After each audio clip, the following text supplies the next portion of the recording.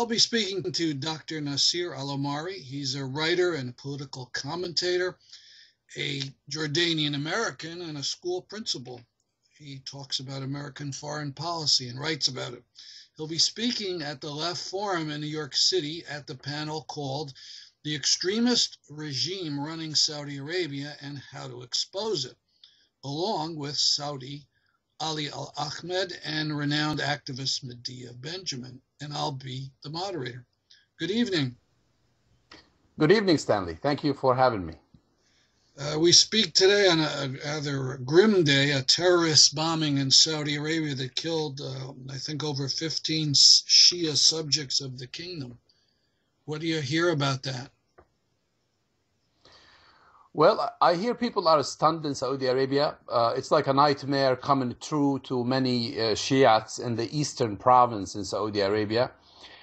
In a way, Stanley, people expected that, in a way, anticipated that, because you have all these radical sheikhs radical Wahhabis who have been sponsored by the Saudi royal family to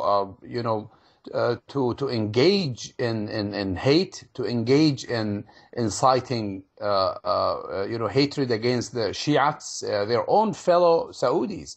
So I'm not surprised at all, but I'm sure a lot of Shiites in Saudi Arabia feel like this is unfortunately this is the beginning of all that incitement that has been going on for years at the hands of these radicals. What kind of things do these people say against Shia?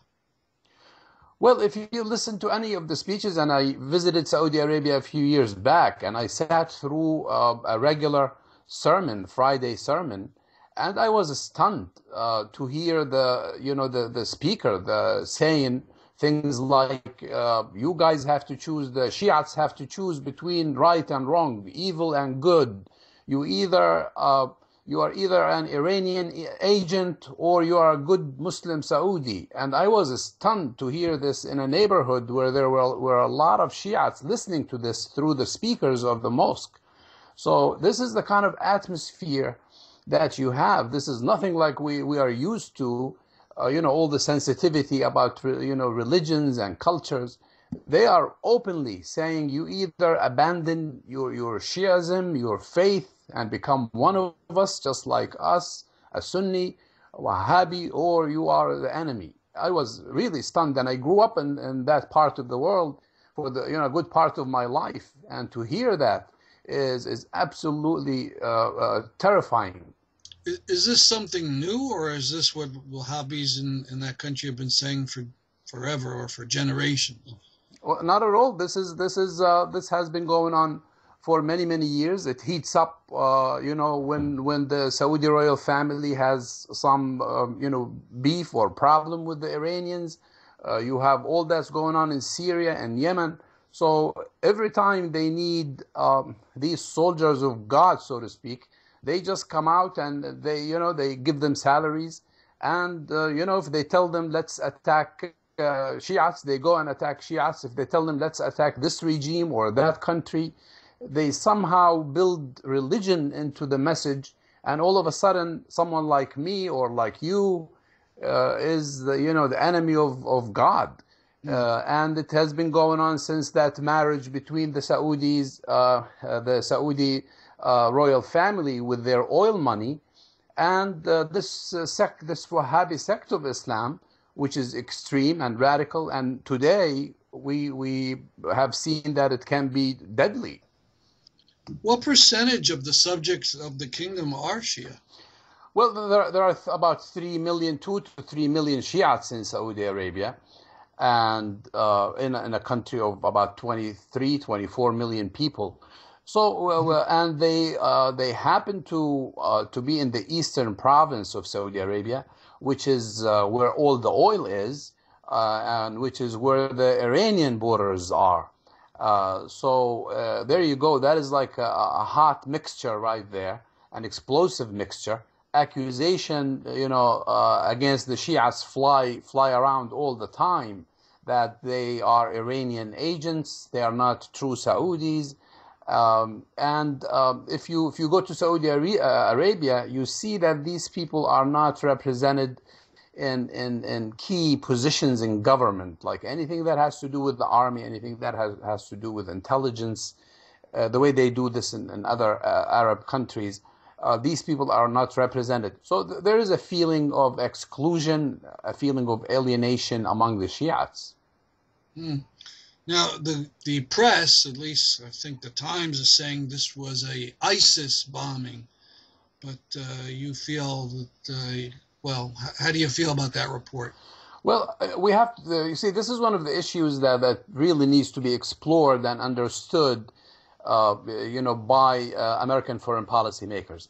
The borderline between that Wahhabi sect, which is the official religion in Saudi Arabia, and ISIS, with its deadly ideology, the borderline between the two is really blurry, to say the least.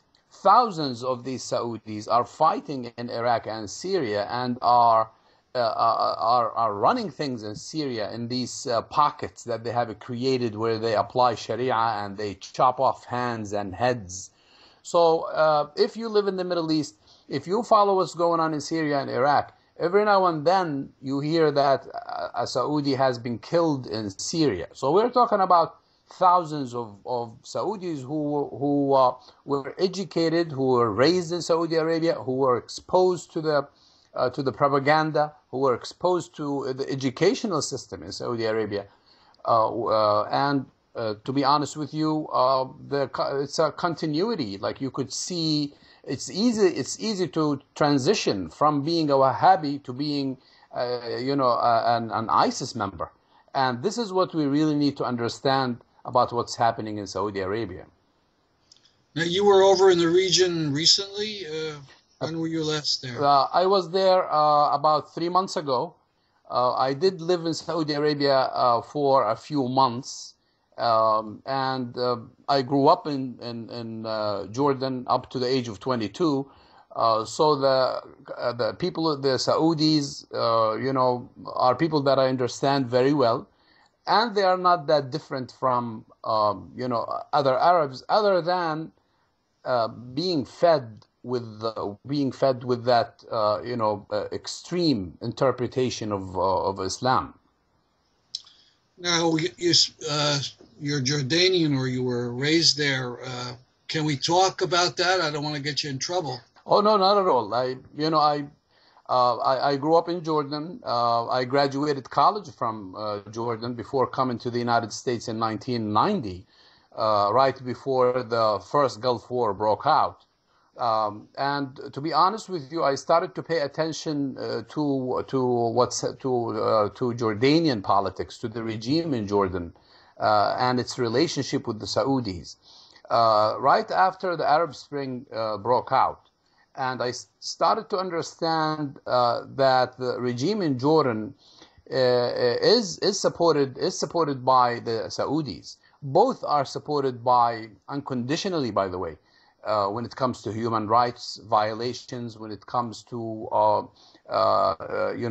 when it comes to how they run both Saudi Arabia and Jordan. They're both supported by United States foreign policy makers. And they both follow the same policy, and they both have the same strategy. The only difference is Jordan has a different political makeup. Saudi Arabia is heavily reliant on religion, but in Jordan we also have a situation where people are not represented democratically, despite all the talk about democracy and reform and all of this. We're talking about a regime that has placed itself conveniently at the reach and at the hands of American foreign policy makers. They have made peace with Israel without serving the interests of the Jordanian people. And there is anger and frustration against the regime in Jordan, but it enjoys a great deal of support. It's like the nice monarch from Jordan, who is who has made peace with Israel. His father is King Hussein. So things are perfect from an American perspective, when in fact the country is not that perfect from within. Is it stable? I mean, it has all these refugees from Syria. It's involved in the fighting in Syria. Well, it's it's really hard to say with certainty if any of the Arab countries can be stable at this point. Jordan suffers from a huge economic problem. They're dealing with thousands, hundreds of thousands of Syrians who cross the border, and with the attitude in the international community now, so much happening, Jordan is left, to fend for itself and to take care of these hundreds of thousands of people, when Jordanians themselves find it difficult, to make a living in that country. So now you're talking about a country where the Iraqi borders are closed, the Syrian borders are closed, and there's a great deal of economic suffering. And we have seen in the last week, one city in Jordan which flew the flag of ISIS for a few days, and they took a police car and they planted the ISIS flag on it, and they burnt it. And that's why the king had to make a huge changes in the security apparatus in Jordan, because there is a feeling that ISIS could cross the border from Iraq or Syria at some point. Mm. The last thing I want to ask you about is Yemen. Is the war going the way the Saudis thought? It seems to be taking a long time, and I don't see that the Houthis have surrendered anywhere. And they're not likely to surrender or go anywhere. And this is the problem. With this Saudi regime, you are talking about a few people who make decisions, and they plunge the country into this war with no objectives.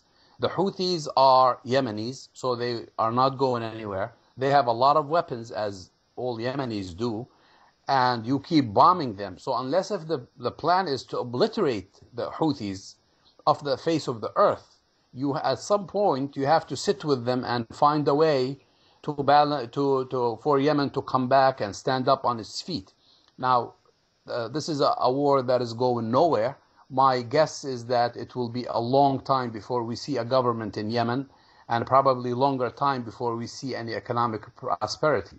But it's a dangerous country because it's 25 million people who live close by the Saudi border, and with all the economic problems and disasters that are going on, Saudi Arabia has a new problem now, which is the Yemeni problem. So we're talking about a region that is really disintegrating and moving, deeper into darkness, unfortunately. Well, thank you for this interview, and I look forward to seeing you next week and going deeper into these matters. Thank you. I appreciate it.